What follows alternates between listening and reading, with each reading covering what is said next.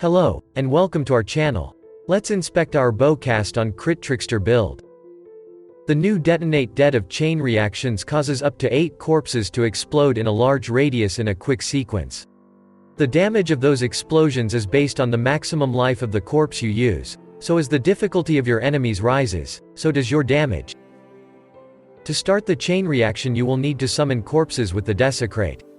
To make this playstyle enjoyable we use a double cast on critical strike setup, which is possible thanks to the Mana-forged arrows and life tap supports. By using a single attack you will trigger the Detonate dead and Blast Rain, which will then trigger Desecrate. The new Rain of Arrows of Saturation has great area coverage and built-in delay between each falling arrow, which is simply perfect for continuously triggering spells. The Mana-forged arrows can't trigger the same skill, so you will have to use something else, such as Blast Rain or regular Rain of Arrows. The corpse explosions are caused by a spell, but the explosion itself doesn't count as one.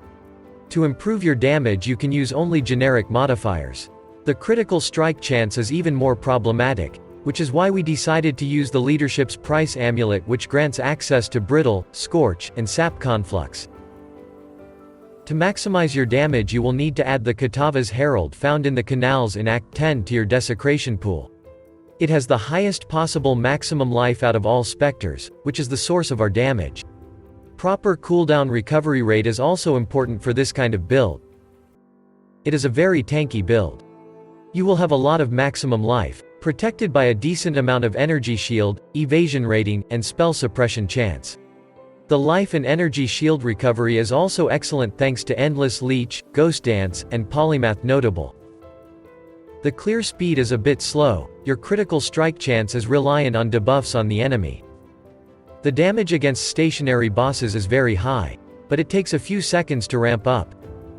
It is a very affordable setup with balanced offense and defense, but it requires initial investments of about 20 Divine Orbs to be enjoyable.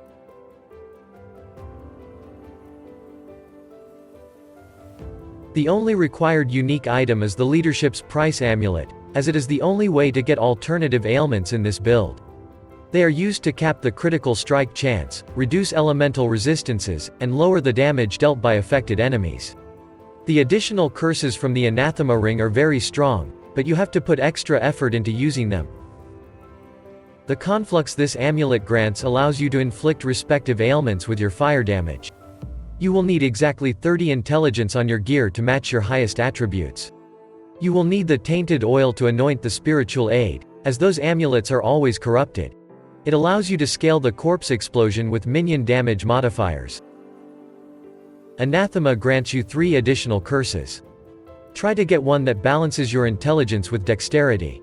The energy shield from the implicit is somewhat useful, but you can also look for corrupted implicits that have more value for you, such as additional resistances or a level 23 curse. You can use this ring to automate one of your overwhelming amount of curses. It is best to disable the Chilling Aura, as you can inflict that ailment with the Frozen Ground from the Frostblink. A fully leveled curse is twice as strong as the level 1 version found on the on-hit modifiers. This jewel adds extra bonuses to the passives you picked up in its radius. Try to get at least 10% physical damage taken as fire, but you can also focus on the double damage chance instead. It also grants you a lot of strength, which may save you a few affixes on your rare gear. You can get a multitude of useful modifiers here. The offensive possibilities are rather limited, you should focus on defense or utility instead. You will hit many times per second, so the energy shield on hit from the discipline modifier makes your sustain exceptionally good. The like clockwork notable from the Saboteur's Ascendancy is the only way to get enough cooldown recovery if you don't use the Awakened cast on crit support. It is very expensive, and your gear would have to be more sophisticated to match it. We recommend using the Assassin's Ambush or Opportunistic Notables instead. To improve your damage you should look for global, fire, elemental, or minion damage modifiers, attack speed, accuracy rating, and critical strikes. Remember that spell damage does not affect the corpse explosion. It is a hybrid build, you should look for bonuses to maximum life and energy shield. Evasion and spell suppression are also important.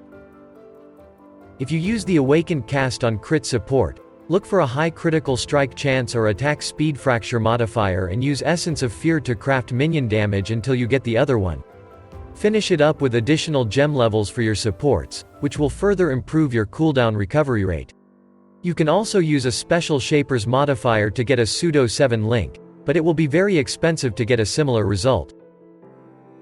Here you can improve your attack speed, critical strike chance, or accuracy. It can grant you a critical strike multiplier if you use the Essence of Scorn. The natural modifier on quivers affects only bow attacks.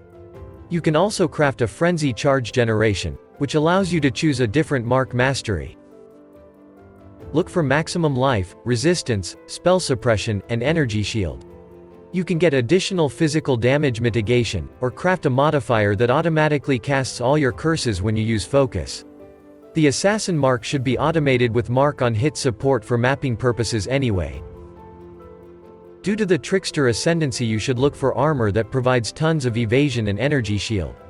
It should also grant a decent amount of spell suppression and mitigation against physical damage.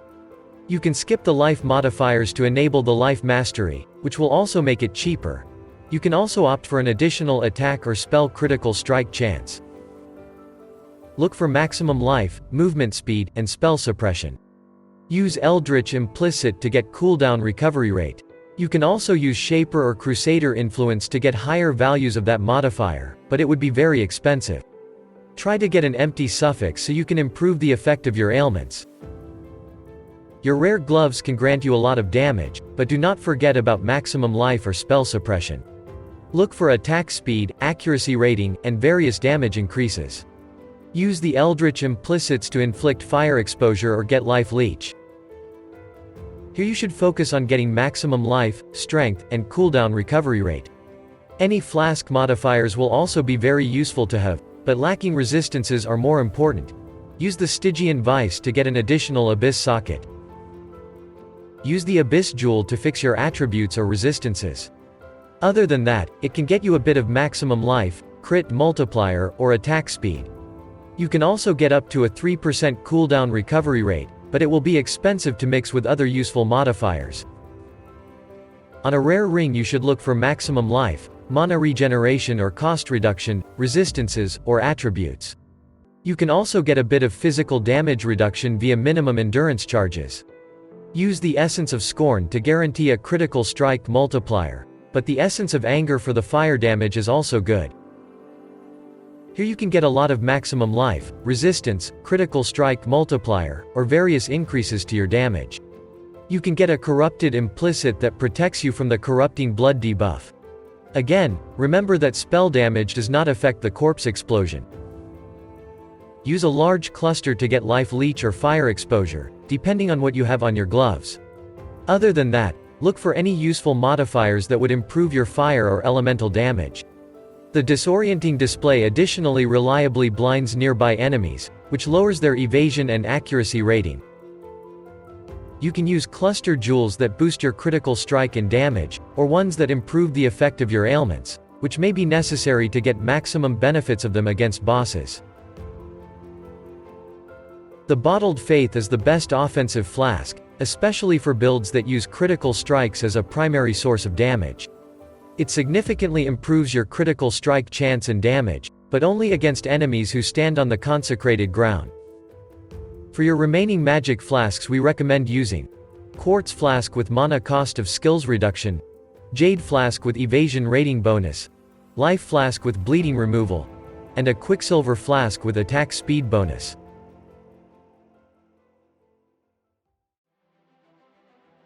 Rain of Arrows causes multiple arrows to fall from the sky, with a slight delay between each salvo. The transfigured variant adds even more arrows, and they fall for a longer time. It is the best triggering bow skill for both single target and AoE clear. Detonate Det of Chain Reaction detonates up to 8 corpses per cast to deal fire damage in a large area. The short delay between each explosion gives enough time to generate a sufficient amount of corpses. The Awakened cast on crit support is the best source of cooldown recovery rate in the game, and you will need a lot of it to reach 10 casts per second. If you use a bow with the special modifier that grants the regular version of this support, you can use the fire penetration support in your links instead. Desecrate creates corpses that you can explode with your Detonate Dead. By default, it summons random monsters from the area, but you can influence it with a Raise Spectre gem to also summon certain corpses of your choosing. The Blast Rain causes a few arrows to rain down from the sky, dealing damage in a large area. You can also use regular rain of arrows or various variations of the Storm Rain if you like them more. The interaction of Life Tap and Manaforged support causes you to trigger this setup every time you use a bow skill. The spell cascade ensures that your Detonate Dead always have corpses available to explode. The Grace is a defensive aura that grants you a lot of evasion rating, which is the main defensive layer of this build. Thanks to the skitterbots you can still apply chill and shock despite using the leadership's price. You can also use them to inflict curse if you use Profane Proxy. Discipline is your another defensive aura that grants you tons of energy shield. You can use the Vol version to make the recharge uninterruptible for a short moment. The Enlighten support is not necessary here, but it makes your mana sustain more comfortable. You can skip it if your budget is tight. The Clarity is a very important aura that grants you mana regeneration. You won't trigger your spells if you can't pay their mana cost. The Precision improves your accuracy rating and critical strike chance. You can keep it at a low level if your gear is good enough. Those auras would reserve a large portion of your mana, so you should use the Arrogance to reserve your life instead. It makes them more effective, so you may use lower gem levels for less reservation. Assassin's Mark greatly improves your critical strike chance and generates power charges on hit, which further improves your crit chance. Against Uber bosses, you can cast it manually since it has infinite duration, but for regular content you should automate it with the Mark on hit support. Raising a Spectre will permanently add that specific monster to your Desecrate. After doing so you can throw the gem away. The Katava's Herald has the highest maximum life, all other monsters are toned down to their level. The Frost Blink is an instant blink that you can use to move faster or dodge incoming attacks without interrupting your damage. It also leaves a chilling ground in both teleportation locations. Steelskin creates a protective barrier that absorbs part of the incoming damage and disables bleeding effects on you. You can also use the Immortal Call if you lack strength. If you use the Anathema Ring you can use 3 additional curses. The Flammability grants you the most damage by reducing the fire resistance of affected enemies. The Elemental Weakness curse further lowers the elemental resistance of your foes. You only deal fire damage, so other elements are irrelevant. Enfeeble is a defensive curse that lowers the damage and accuracy rating of cursed monsters, however, it can be hard to find enough sockets for those extra curses.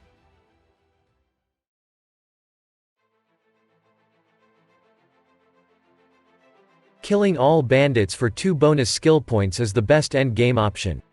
You can help Alira to improve your early sustain and reduce the cost of your gear. The best major Pantheon power is the Soul of Era Kali, which reduces the damage you take from all kinds of overtime effects. The minor Pantheon power is very flexible. We would recommend using the Soul of Shikari to reduce the damage you take from poisons, or Soul of Garukin if you are getting shocked often.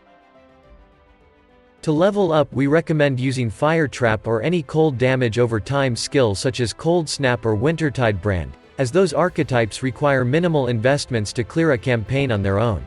The setup is a bit complicated to assemble, but once it is done, the gameplay is very straightforward with minimal button use. You should prioritize reliable critical strikes first, and then improve your damage or attack speed. The mana sustain comes from your mana regeneration and mana leech.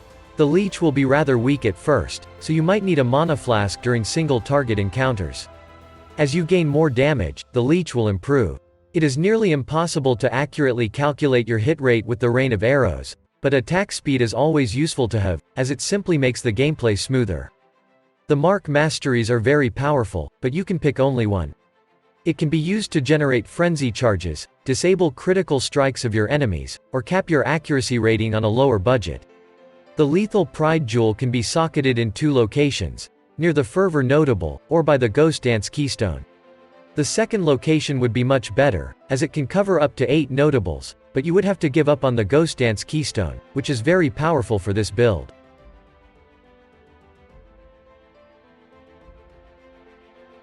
We hope you will enjoy playing with this build as much as we did. If you have any questions, feel free to ask them in the comments. Have a good day, and see you next time.